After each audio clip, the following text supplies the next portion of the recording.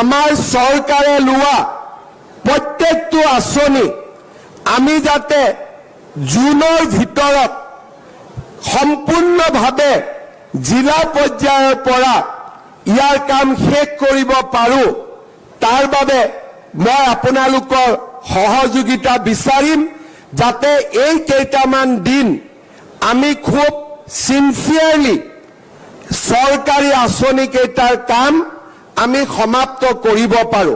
মুখ্যমন্ত্ৰীৰ মহিলা উদ্যমিতাৰ আমি ইতিমধ্যে তালিকা প্ৰকাশ কৰিছো কোন মাহত কোন সমষ্টিত আমি এই ধন আমি বিতৰণ কৰিম।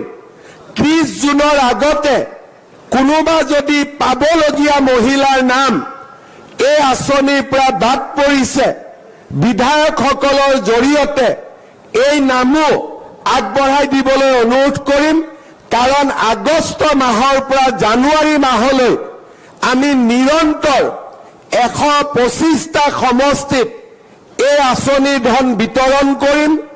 30 জুনৰ পিছত তাক আৰু আমি ঠিক কৰাৰ বাবে সুবিধা নাথাকিব।